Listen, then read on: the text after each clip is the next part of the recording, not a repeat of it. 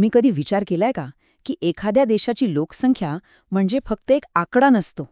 नाही, तो आकडा म्हणजे त्या देशाचं जणू काही चरित्रच असतं. एक गोष्ट जी आपल्याला त्या देशाचा भूतकाळ सांगते, वर्तमान काळ दाखवते आणि हो, भविष्य काळातही डोकावून बघायला मदत करते. तर ही जी मानवी कथा आहे ती मोठ्या प्रमाणावर समजून घेण्यासाठी आपण काही साधनांचा वापर करतो. यालाच डेमोग्राफिक्स किंवा सोप्या भाषेत लोकसंख्याशास्त्र म्हणतात. खरं तर हे आकडे म्हणजे समाजाचा आरसाच आहेत. मग मुख्य प्रश्न हाच आहे की आकड्यांच्या भाषेत लिहिलेली ही गोष्ट ही आपण वाचायची कशी? चला तर मग या स्रोतांच्या मदतीनं हेच समजून घेऊया. कोणतीही गोष्ट समजून घ्यायची असेल तर आपण कुठून सुरुवात करतो? अगदी मुळापासून, बरोबर? तसंच आहे लोकसंख्येचं. तिची गोष्ट समजून घेण्यासाठी आपल्याला तिच्या अगदी मूलभूत घटकांपासून सुरुवात करावी लागेल. आणि ते घटक म्हणजे तिथल्या लोकांचं वय आणि लिंग यांची रचना कशी आहे हे पाहणं. आता ही जी रचना आहे ना, ती एका नजरेत समजून घेण्यासाठी एक खूप भारी साधन आहे. त्याला म्हणतात लोकसंख्या मनोरा. हा एक खास प्रकारचा आलेख असतो जो आपल्याला एकदम स्पष्टपणे दाखवतो की वेगवेगळ्या वयोगटांमध्ये किती स्त्रिया आहेत आणि किती पुरुष आहेत. आणि गंमत म्हणजे या मनोऱ्यांचे वेगवेगळे आकार आपल्याला वेगवेगळ्या गोष्टी सांगतात. आता बघा, डावीकडचा मनोरा, याचा तळ कसा रुंद आहे ना, याला म्हणतात विस्तारणारा मनोरा. याचा अर्थ काय? तर जन्मदर जास्त आहे आणि देशात तरुणांची संख्या मोठी आहे. आता उजवीकडचा बघा, याचा तळ अगदी अरुंद आहे. हा आहे संकोचणारा मनोरा. आणि हा आपल्याला सांगतो की जन्मदर कमी झालाय आणि वृद्धांची संख्या वाढतीये. वयानंतर दुसरा महत्वाचा पैलू म्हणजे लिंग गुणोत्तर किंवा सेक्स रेशो.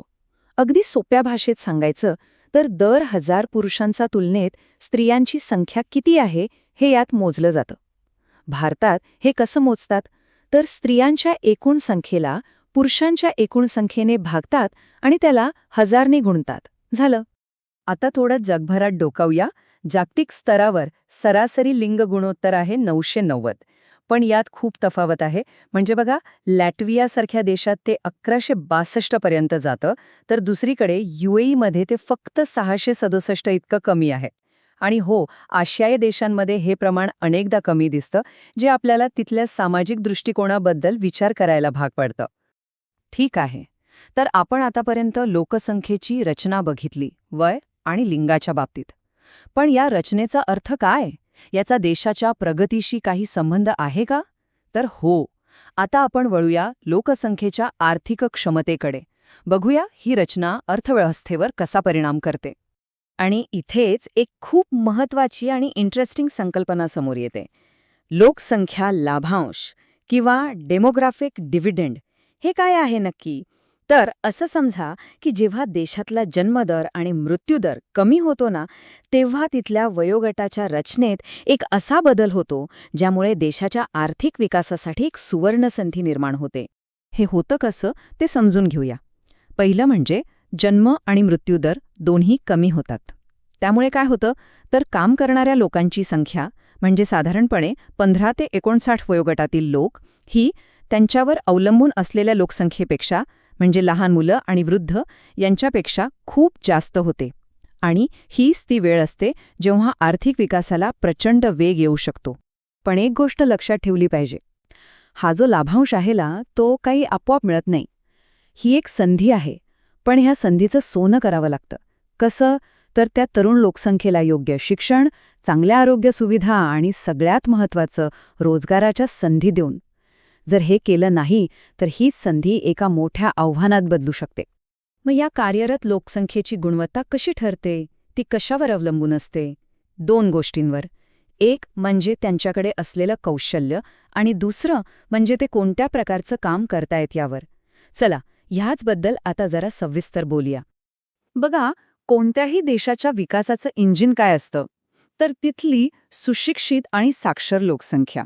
कारण शिक्षणामुळेच कुशल मनुष्यबळ तयार होतं, जे विकासाची दारं खऱ्या अर्थानं उघडतं. आपल्या भारतात साक्षरतेची एक अगदी स्पष्ट व्याख्या आहे. ती म्हणजे 7 वर्ष किंवा त्यापेक्षा जास्त वयाची अशी कोणतीही व्यक्ती जिला कोणतीही एक भाषा लिहिता येते, वाचता येते आणि साधे हिशोब समजून करता येतात, तिला साक्षर म्हटलं जातं. आता साक्षरतेनंतर बघूया लोक काम काय करतात, म्हणजे व्यावसायिक रचना. हा आलेख बघा, किती मोठा बदल दिसतोय. 1901 साली, म्हणजे साधारण 125 वर्षांपूर्वी, भारताची जवळपास 72% लोकसंख्या प्राथमिक क्षेत्रात होती, म्हणजे शेती आणि त्याच्याशी संबंधित कामांमध्ये. तोच आकडा 2011 पर्यंत खाली येऊन साधारण 49% थांबला. मग ही जी लोकसंख्या शेतीतून बाहेर पडली, ती गेली कुठे? तर ती गेली तृतीय क्षेत्रात, म्हणजे सेवा क्षेत्रात. 1901 मध्ये जिथे फक्त 15.5% लोक या क्षेत्रात होते, तिथे 2011 मध्ये हा आकडा 27.5% पोहोचला. हा जो बदल आहे ना, तो भारताच्या बदलत्या अर्थव्यवस्थेची गोष्ट सांगतो. आतापर्यंत आपण पाहिलं की लोक कोण आहेत, त्यांचं वय काय, ते काय काम करतात, पण लोकसंख्येच्या कथेचा अजून एक महत्त्वाचा भाग बाकी आहे. तो म्हणजे लोक कुठे राहतात आणि ते एका ठिकाणाहून दुसऱ्या ठिकाणी का जातात, म्हणजेच स्थलांतर. उदाहरणार्थ, ही रामप्रसादची गोष्ट बघा. उत्तर भारतातल्या एका लहान गावातला रामप्रसाद. चांगल्या नोकरीच्या आशेने तो आपलं गाव सोडून मुंबईत येतो. हे आहे देशांतर्गत स्थलांतर, जिथे लोक चांगल्या संधींच्या शोधात शहरांकडे धाव घेतात. आता दुसरी गोष्ट आहे रितिकाची. पुण्यासारख्या शहरातून उच्च शिक्षण घेतल्यानंतर तिला थेट अमेरिकेत एका मोठ्या कंपनीत नोकरी मिळाली आणि ती तिथेच स्थायिक झाली. हे झालं आंतरराष्ट्रीय स्थलांतर, जिथे लोक करिअर आणि चांगल्या आयुष्यासाठी देशही सोडतात. रामप्रसाद आणि रितिकाच्या या गोष्टींमधून आपल्याला स्थलांतराची 2 मुख्य कारणं समजतात. एक म्हणजे अपसारक घटक किंवा पुश फॅक्टर्स, जसं की रामप्रसादच्या गावात विकासाचा अभाव होता म्हणून त्याला बाहेर पडावं लागलं. आणि दुसरे म्हणजे आकर्षक घटक किंवा पुल फॅक्टर्स, जसं की मुंबई आणि अमेरिकेतल्या नोकरीच्या संधींनी रामप्रसाद आणि रितिकाला स्वतःकडे खेचून घेतलं. चला तर मग, आत्तापर्यंत आपण जे वेगवेगळे तुकडे पाहिले, ते सगळे एकत्र जोडून लोकसंख्येचं एक संपूर्ण चित्र कसं दिसतं ते पाहूया. बघा, वय आणि लिंग, लोकांकडे असलेलं कौशल्य, त्यांचं काम आणि ते कुठे राहतात, हे सगळे जणू काही वेगवेगळे धागे आहेत.